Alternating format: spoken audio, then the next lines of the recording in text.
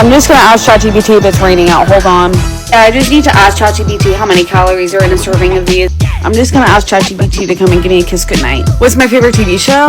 Hold on 1 second. I'm just gonna ask ChatGPT. Please, for the love of all that is good and sacred in this world, do not let somebody convince you that using generative AI to write a book is the same as using Google Maps, Apple Maps, Netflix recommendations, and a Roomba. The internet is not happy. The readers are not happy. The fiction fans, not happy. Please let me know your thoughts in the comments down below. Hello, welcome back to my channel. I'm Kobe, the eldest Gen Z. I like to talk about cultural happenings, things happening on social media, in the zeitgeist. And today, we're going to get into something. So let's get into it. Research for your books? This is a great question. I used to just research regularly. In the last 6 months, I have been using ChatGPT and it has been absolutely game-changing. Imagine telling ChatGPT all your business and somebody else somewhere asking ChatGPT for book ideas and they tell them your story. Let me know your thoughts below. This whole Jessa Hastings crashout situation is actually ridiculous. I haven't spoken on the Marianna thing because I think it is stupid. I do. We all need to be a little bit more conscious of listening to baseless claims like the one that Jessa Hastings made. Using AI and using generative AI are completely different things. A lot of the things that we have been using for a long time. That is an important distinction, noting between AI and generative AI. I'm going to put something on the screen here that kind of goes into a clear explanation. I'll give my brief synopsis here. So AI has been around for years now. For example, some of us would harken it back to Microsoft Word back in the day. A little clippy guy being able to figure out like what we're doing on screen and making suggestions versus generative AI, where it can literally scrape the internet for anything. Generative AI over the past few months. But do you know what it actually is? Artificial intelligence involves putting huge amounts of data through intelligent algorithms. The software learns quickly and automatically from patterns and features of the data. Traditional AI systems are usually used to analyze data and make predictions. Generative AI takes it further by using data to create something completely new. Well, I say completely new, but AI can only generate things that are similar to the data that it has been trained on. That's why it has problems right now with bias, copyright, and being predictable. That is very different from the little clippy guy. Generative AI has much larger, potentially harmful ramifications in terms of the kind of content that it can fraudulently create. Fraudulently in terms of stealing from other people's content by scraping the sites that it scrapes, and fraudulently in terms of what it can create in terms of making someone look like they are doing or saying something that they are not doing. So when an author decides to make a baseless claim saying that using Netflix, using a automated vacuum, she just had a book come out and she just announced another one, I'm pretty sure. So this whole crash out situation seems a little sus to me. That is important context. Can't say that I disagree. Big 3 Booktoker Marianna Reads is getting eaten alive right now on TikTok. There are 3 incidents. One happened 2 months ago and the other 2 happened this week. First violation 2 months ago was that she went on and promoted a big Amazon ebook sale on Independent Bookstore Day, which is a big no-no because Booktok loves independent bookstores. The second violation, her friend and fellow Big 3 Booktoker Yana Reads posted an image of a book character. This woman is out here saying, give me 2 minutes and a hair tie on an AI video of a 17-year-old boy. Here's the defense. And then the last thing. Long story short, she posted an ad for an app called character.ai, which allows you to just like interact with AI generated book characters. Anyway, Booktok hated that because they don't like AI. I promise this has nothing to do with the original creator who posted the ad anymore. Like, it's completely separate from that now. The author that was defending generative AI in creative spaces is now saying that she does understand the difference between assistive AI and generative AI, but she still thinks we're a bunch of hypocrites because we don't criticize AI when it's being used in factories and like people are losing their jobs because of that. I do care about that, Miss Girl. Well, it's come to my attention that the series that I'm currently reading that I've actually had a very painful time getting through. Phaedra is throwing so much shade. Author Jessa Hastings had a pretty much full-blown tantrum on her Instagram stories, defending and comparing generative AI versus AI-assistive tools like Roombas, Ring cameras, and even Google Maps. Generative AI is compromising the integrity of the creative space. Spaces that foster IP, intellectual property. They they on their own, without any assistance, created. With the overuse of AI and the overuse of technology, we put the entire species at risk of having a fewer number of people who have that capability, who have the ability to just naturally think outside the box, to just sit and process and analyze and create. The generation of children that we're seeing now, where basically like educators who are actively in the education sector are saying, we've got basically a class of citizens now that are developing with the ability to create and be imaginative and sit still and process alongside their peers who do not have that ability, who are constantly being fed with videos and streaming and content and loud noises and colors and blah, and the dancing fruits. And I think for a bit, for me, as the eldest Gen Z, as a cusper between Gen Z and Millennial, I really have been feeling grateful that I came up at a time where computers were used in school. On the days where we go to the library, we also had media day, where we would go to the computer lab and we would put the little orange covers over the keyboard and we would take typing tests and learn how to type. I was the second fastest in my class though, behind Chloe. Where are you now? I don't know, hope you're well. But I've been feeling very grateful that I came up in a time where like the use of technology was encouraged and also it wasn't the sole priority. I was hopeful that there would be a generation of us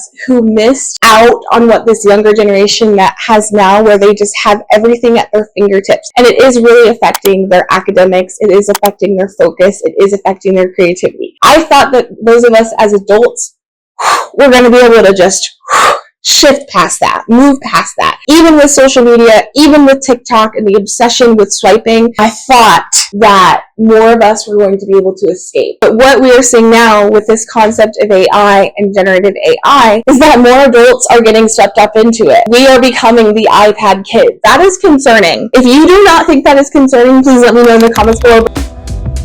Okay, so here are some screenshots of what Jessa Hastings posted on social media. This looks to be an Instagram story. She said, "Seeing an obscene amount of hate on Booktok lately. This week, it's been pointed to one of the sweetest, genuinely most lovely creators on there, and I'm sick to my stomach because they are an actual person. You can try and justify the backlash they're receiving, but you actually just need to recognize what's happening for what it is. It might be under the guise of virtue signaling, but it's just plain old bullying and harassment, and I think it's revolting. Everyone who's giving that creator shit for using AI, you better be so fucking above reproach in your own self-righteous little lives. You better never have used autocorrect and predictive text, better have face unlocking turned off on your phone, fingerprint scanning too. You sure as shit better not be using Siri or Alexa. You had better not have purchased anything through a targeted ad or a product recommendation, not have ever interacted with a chatbot on an online store before, and I hope your spam filters are off, and you better not have tabbed a smart reply on Gmail. Hope your grammar's perfect because no Grammarly for you either. I also hope you've never watched anything Netflix has recommended to you, and I know for sure you're not listening to Discover Weekly on Spotify." okay, girl, so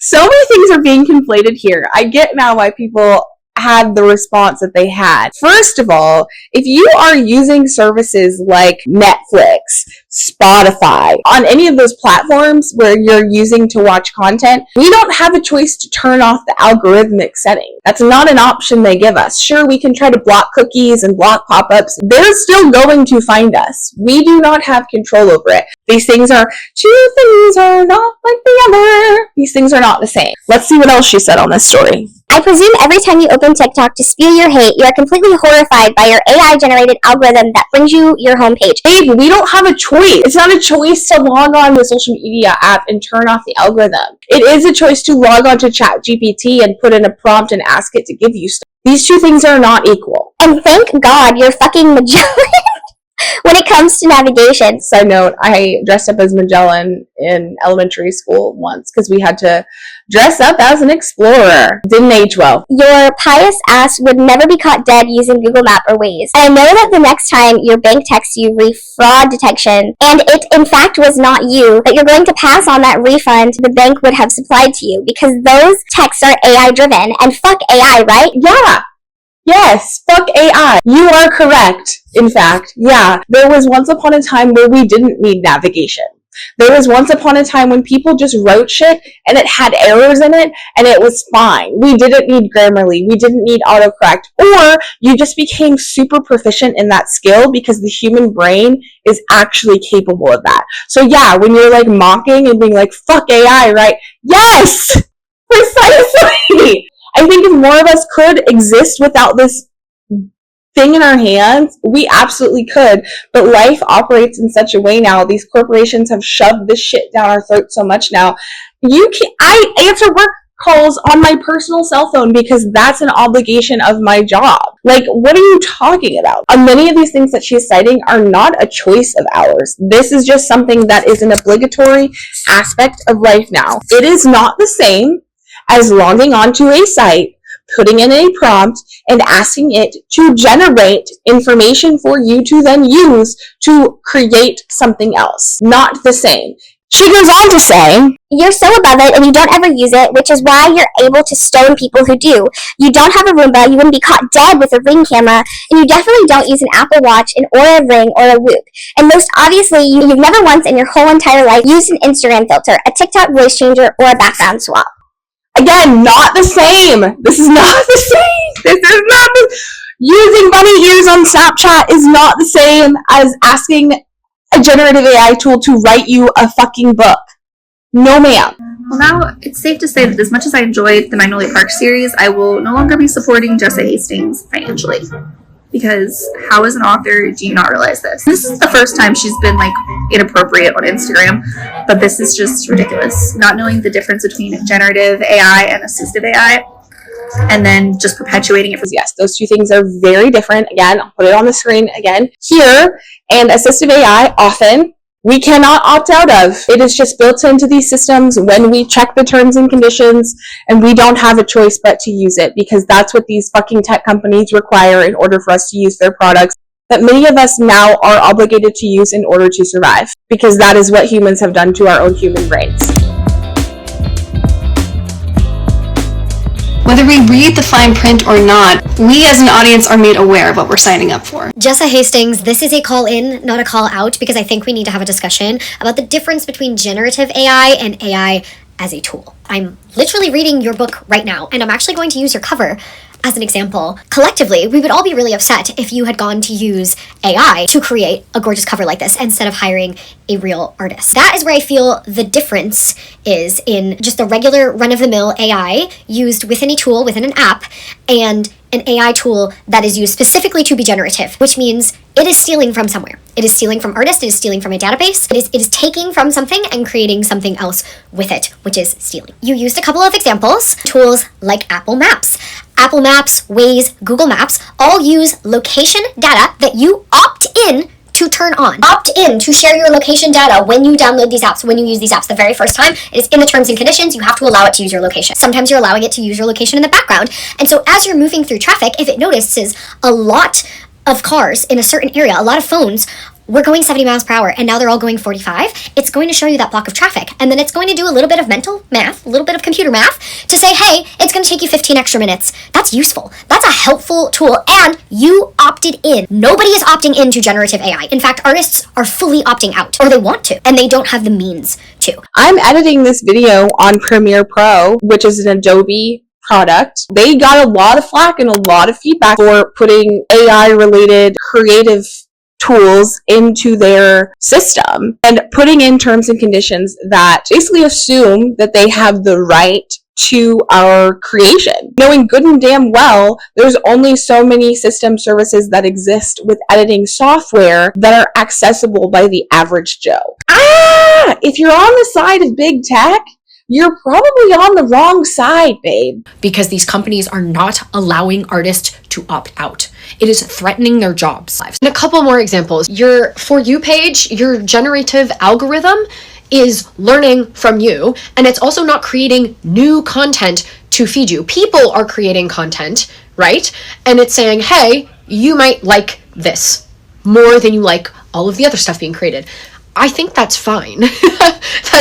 It's not taking all of your interests and mashing them together and making you custom videos. Your Oura Ring, any other fitness tracker, if you've gotten one recently, you would know takes about a week to get used to you as a person, and then develops the algorithm from there to tell you when you're not sleeping well, to tell you when your workouts aren't going as well. It uses the information that you put into it to give you back extra feedback about yourself and your health. That has nothing to do with larger algorithms. But genuinely, the way you are speaking about this shows a level of disinterest in actually learning what generative AI is and why it is harmful to a community that you belong to, of writers who are directly having their work stolen, peeled off of, their hard work stolen and repurposed for people with directly being fired in some cases. Like writers, authors being fired, editors being fired. And it is shameful that you as an artist have not taken the time to understand why so many people in your community are deeply concerned about this. Let me know your thoughts in the comments below.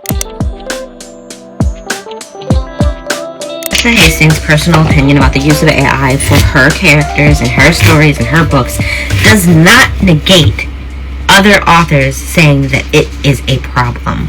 Just because one author has no issue with their work being stolen does not mean you get to steal everyone else's work. What I do know is that many authors have told us time and time again that the stealing of their work to create more stories with AI feels like a violation to them. They have told us that, and I am going to stand by the authors who I support. For being completely honest, the defense of AI to that degree, with that much vigor, makes me have some questions. The other Black and brown authors that I read from have said time and time again that they feel violated, hurt, and disrespected by any use of AI with their work. Our own experiences, regardless of who you are, your own experience informs what you create.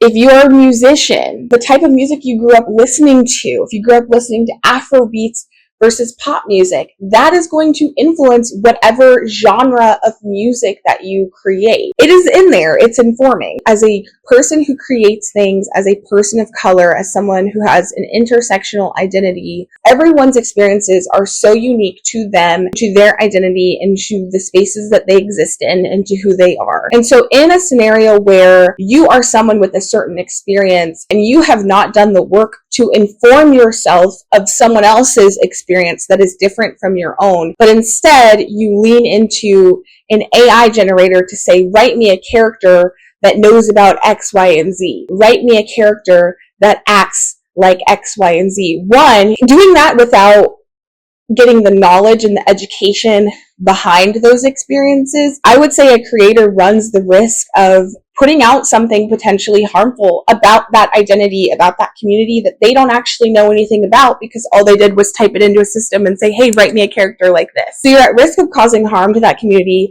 by way of what you create. You are also at risk of harming that community by way of what did you steal from in order to create that character, in order to create that output, that product. So I appreciate that recognition. I mean, it's a tale as old as time that's like, if you're religious, which I'm not, there's something about we listen to the least of these. We listen to the person, quote unquote, at the bottom. We listen to the person who does not have the microphone. And in this scenario, if that is a marginalized person in whatever way it means for that person to be marginalized, and they're saying, hey, this thing is harmful to me, I think we have a responsibility to listen to that. Jessa Hastings, your books were never on my TBR, and now they never will be. You is a very popular and celebrated author whose very popular romance series is probably being fed to generative AI systems as we speak. I suggest you do some research and ask your fellow authors how they feel about generative AI. Then come back and tell us if you still think we're horrible people for calling out big Booktok creators for promoting generative AI. Generative AI is all stolen, babe. It is stealing your stuff, it is stealing my stuff, it knows no bounds, because there are no regulations. So though I agree that some people went too far when it came to critiquing Marianna and other creators who were promoting generative AI, it is absolutely well within our rights to be calling them out. All of these things go hand in hand. So when we're talking about a generation of people who potentially, there are fewer and fewer of us who have the ability to just dig deep and observe and create, not only have the idea, but to also have the opportunity to make that thing a reality, for it to get published, for it to be made into a film, whatever it is. less and less of that will be happening, especially as Hollywood itself, for example, leans into the use of AI instead of paying writers. Do we not understand how the A's and the Z's are clicking?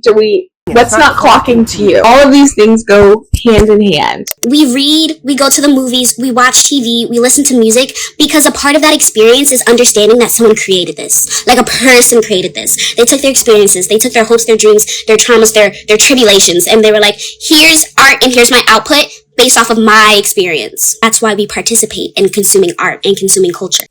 So, what now? I will openly acknowledge I am not an expert on AI. I am simply a person existing in this world who happens to have a microphone and a camera and thinks the topic is interesting and deserves screen time, because what generative AI is doing to our world is really quite concerning to me as someone who plans to be here for a few decades more. I'm going to show you guys an infographic right now, but ChatGPT uses an estimated 39 million gallons of water and 39 million kilowatts per hour every single day. That is enough kilowatts per hour to charge 8 million iPhones in a day, and to fill 978,000 bathtubs full of water. So every single time that you submit a request to ChatGPT, it is using a substantial amount of resources, because it's parceling through all of the potential responses and then picking one based on pattern recognition and what would be most appropriate, or like most likely to match what the user is looking for.